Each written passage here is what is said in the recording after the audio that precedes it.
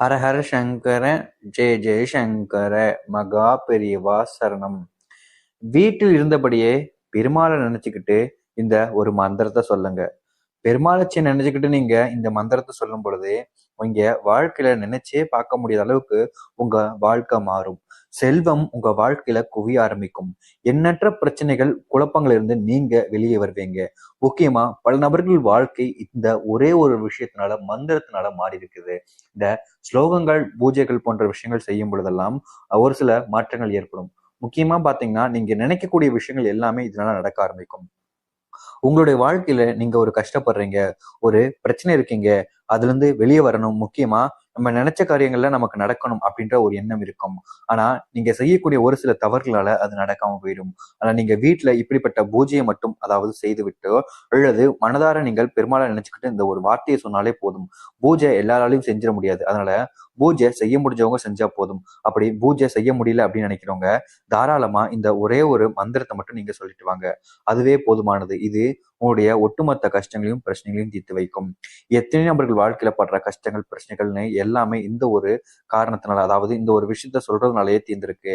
அப்படி இருக்கும் பொழுது உங்களுடைய வாழ்க்கையில் இருக்கக்கூடிய கஷ்டங்களாக இருக்கட்டும், இல்ல பிரச்சனைகளாக இருக்கட்டும், எதுவா இருந்தாலும் சரி, நீங்க இந்த ஒத்த வார்த்தையை சொல்லிட்டு வரும்போது உங்களுடைய கஷ்டங்கள், பிரச்சனைகள்னு எல்லாமே சரியாயிரும். இது எத்தனை நபர்கள் வாழ்க்கையில் இருக்கக்கூடிய பிரச்சனைகள், கஷ்டங்கள் எல்லாத்தையுமே தீர்த்து வச்சிருக்கிறது.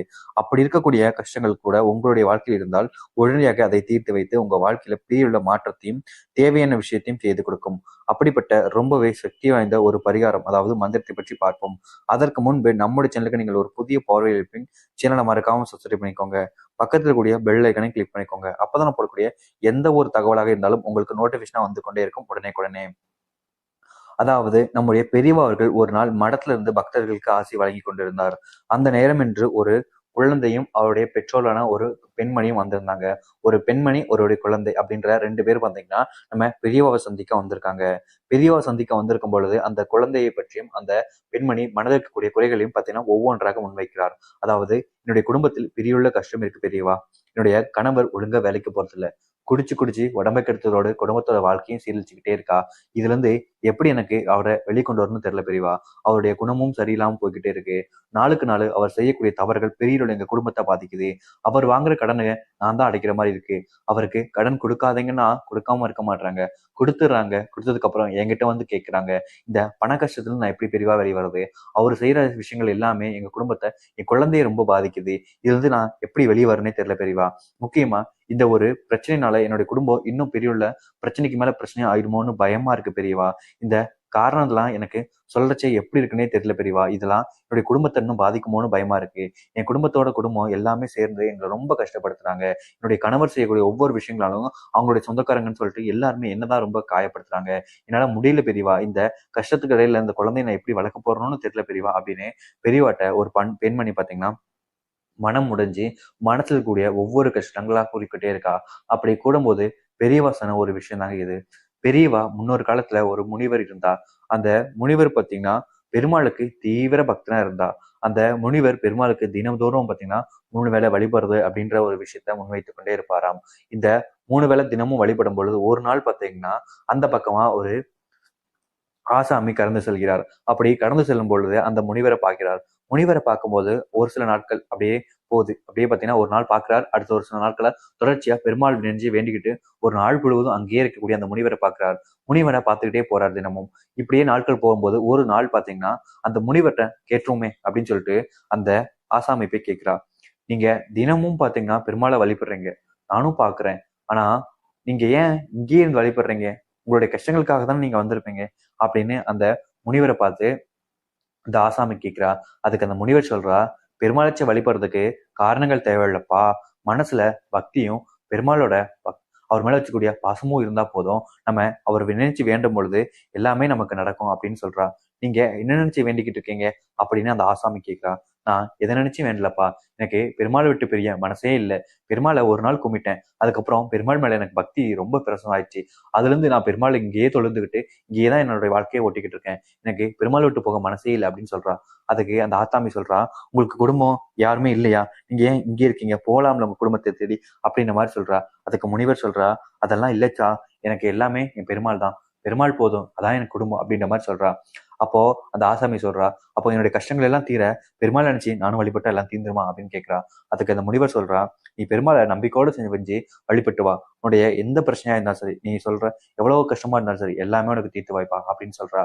முக்கியமா என்னுடைய வீட்டுல நிறைய பிரச்சனை இருக்கு, இந்த பண கஷ்டங்கள், வீட்டுல சாப்பாடுக்கு வழி இல்லாம, ஒரு நல்ல வீடு இல்லாம இருக்கேன், இதுல இருந்து எப்படி வெளியே வரணும்னு எனக்கு தெரியல, இந்த காலகட்டங்கள்ல என்னோட குடும்பம் ரொம்ப கஷ்டப்படுது, என்னுடைய மனைவி, என்னுடைய அப்பா அம்மான்னு எல்லோருடைய ரொம்பவுமே கஷ்டப்பட்டுட்டு தான் இருக்காங்க, இதுல இருந்து நான் வெளிவரதுக்கு நானும் நிறைய முயற்சிகள் பண்ணிக்கிட்டு தான் இருக்கேன், ஆனா கடவுள் பக்கம் நான் போகவே மாட்டேன், ஏன்னா கடவுள் மேல எனக்கு முழு நம்பிக்கை இல்லை, ஆனா நீங்க தினமும் கடவுளை வழிபடும் பொழுது பார்க்கும் பொழுது எனக்கு மனசு ஏதோ ஒரு உறுத்துச்சு, அதான் இன்னைக்கு உங்களை பார்த்து கேட்கலாமே அப்படின்னு நான் வந்தேன், இதுவும் தப்பா கேட்டிருந்தா எங்களை மன்னிச்சுக்கோங்க அப்படின்ற மாதிரி அந்த ஆத்தாமி சொல்றா. அதுக்கு முனிவர் சொல்றா, அதெல்லாம் ஒண்ணும் இல்லப்பா, நீ கேட்டதே எனக்கு பெருசு, தினமும் நீங்க பார்த்துட்டு போற, அதுக்கு காரணம் பெருமாளோட அனுகிரகம் உனக்கு கிடைச்சிருக்கும், அதனாலதான் நீ தினமும் இந்த பக்கமா பார்த்துட்டு போற, நீ நம்பிக்கையுடனும் தைரியமுடனும் ஏதாவது ஒரு சில விஷயங்களை பெருமாள் நினைச்சு வேண்டிட்டு வா, அது உன்னுடைய கஷ்டங்கள் எல்லாத்தையுமே தீர்த்து வைக்கும் அப்படின்னு பெருமாள் பார்த்து சொல்றான் அந்த முனிவர். அதுக்கு அந்த ஆசாமி, சரிங்க, நான் கண்டிப்பா இனிமே பெருமாள் வழிபடுறேன், என்னுடைய கஷ்டங்கள்லாம் தீர்ந்தா ரொம்ப சந்தோஷம் அப்படின்னு அந்த ஆசாமி சொல்லிட்டு பெருமாளை வழிபட அன்றிலிருந்தே தொடங்குறார். இப்படியே பெருமாளை வழிபட்டுக்கிட்டே வரார். அவங்க குடும்பத்தில் இருக்கக்கூடிய கஷ்டங்கள் எல்லாமே மாறுது. முக்கியமா அவங்க ஒட்டுமொத்த தலையெழுத்துமே மாறி நன்மை அவங்களுடைய குடும்பத்துல நடக்க ஆரம்பிக்கு.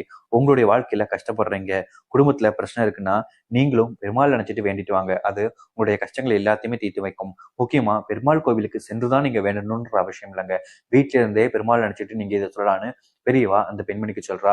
அந்த பெண்மணிக்கு சொல்றா, பெரியவா நானும் அப்ப கோவிலுக்கு போய் வழிபடணுமா அப்படிங்கிட்ட தான் சொல்றா பெரியவா.